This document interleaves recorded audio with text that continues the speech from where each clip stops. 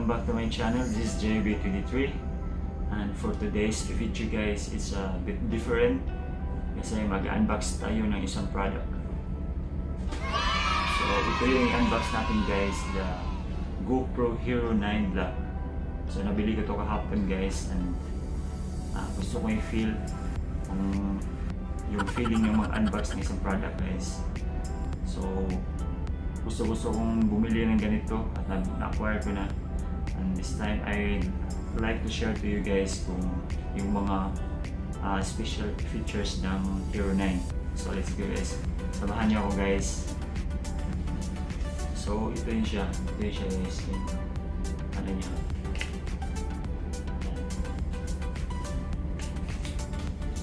Hero 9. So let's go, come on. Natin. So, actually na-unbox ko na to kahapon na tinesting doon sa shop.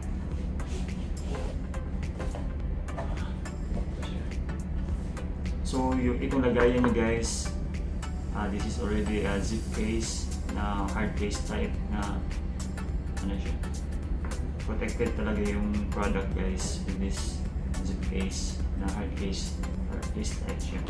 So unzip na natin, and this is it. So ito yung inclusions niya.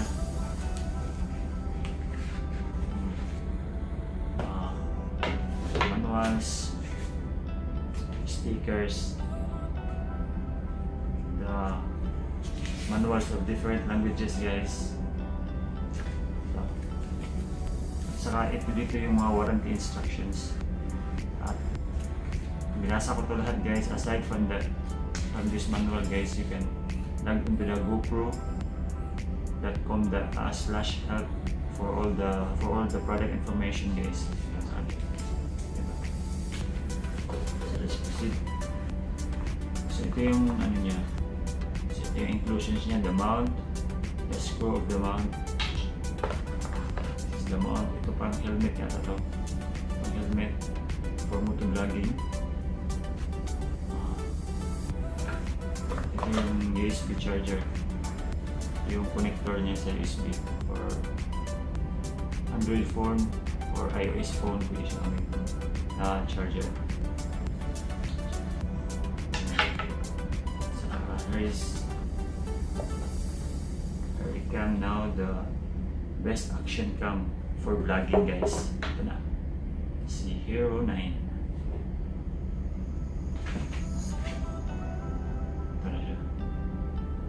So actually guys, first time kong magkaroon ng ganito.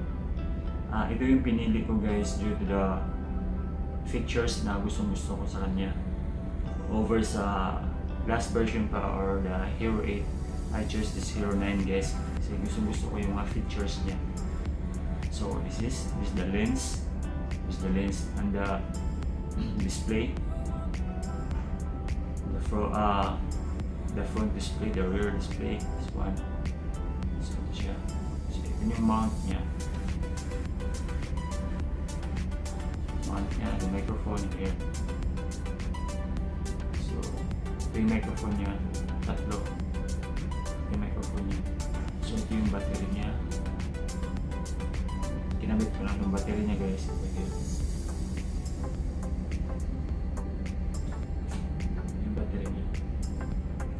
So the battery is 1720 milliampere hours yung capacity ng battery niya. So compared to previous version guys, the Hero 8 is 1220, so mas malaki ito.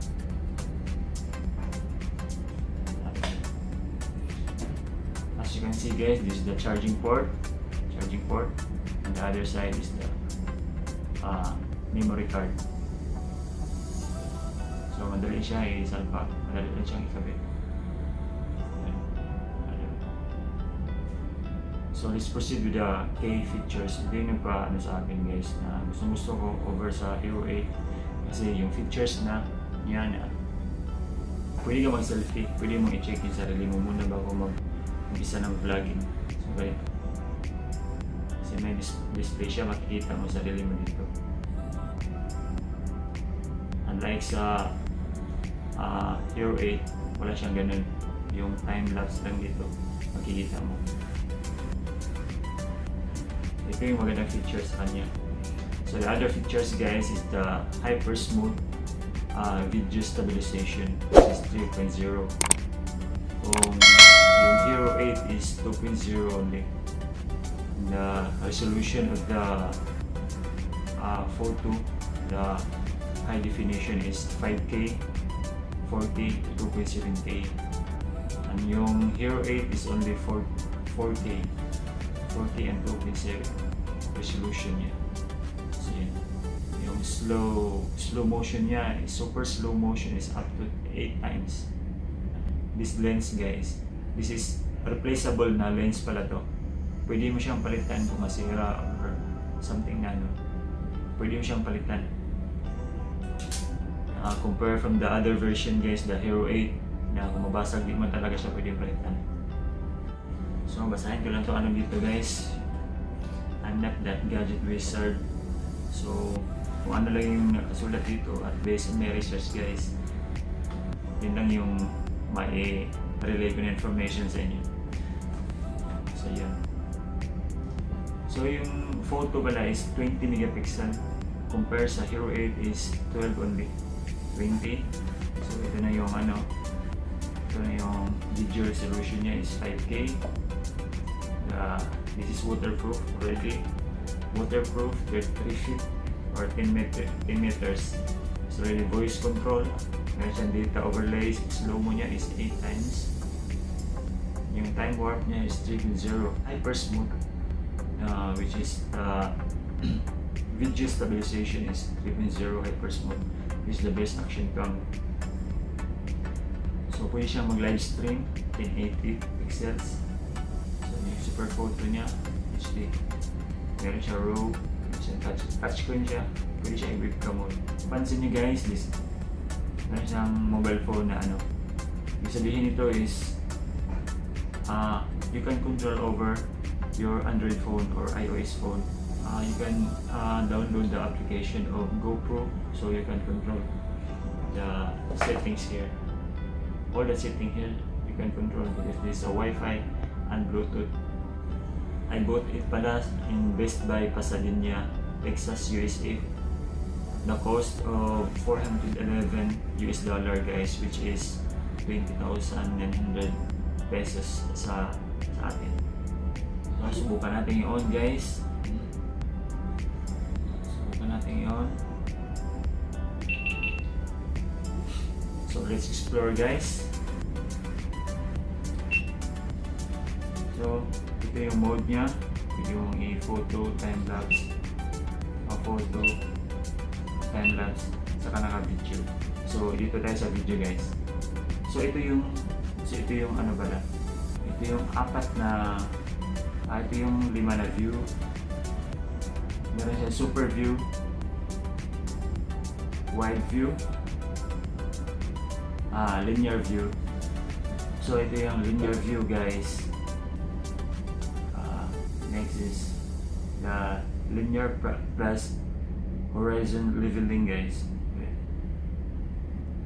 At saka narrow view. Ito lang muna yung in-explore ko. At least magkaroon ka ng idea. This is my first time to have this. Gusto ko ma-improve yung system ng vlogging ko guys. So that's why I bought this one. Kasi isa sa mga reason is I'm using mobile phone guys. Takot ako baka mahulog or something na mabasag. Kasi pag mahawakan mo itong GoPro Hero 9 Black guys, this is slightly rubberized ang edge guys, and the middle band is subtly textured in the sense that in terms of toughness guys, napaka ano niya talaga, napakatibay. Technically matibay yung ano niya, yung texture niya guys. Kung saan, kung mahulog siya, hindi ito basta-basta na mabasag or something na ganun. Kasi yung physical appearance niya guys is ganun siya katibay, ganun siya ka-durable, at saka ganun siya ka-ano. Kaya worth it at sulit yung presyo nito guys. So in terms of toughness, the strength and the technical na ano niya, compositions niya guys is durable talaga. Napakatibay niya. I hope guys na nagkaroon kayo ng idea regarding the Hero 9 GoPro vlog. Until here lang yung vlog natin. I hope na na-share ko sa inyo yung mga informations. So disclaimer lang guys, yung mga sinasabi ko is based on my research and based on kung ano yung nakasulat dito. So if you have any questions or suggestions, you can comment down below guys in the comment sections. Yun lang. I hope na naintindihan nyo or I hope nag-enjoy kayo. So meron na kayo idea guys na ganun kaganda yung Hero 9 na GoPro series. So yun lang po until here, and see you in my next video guys. Please support me for my upcoming videos. This is JV. Stay safe everyone.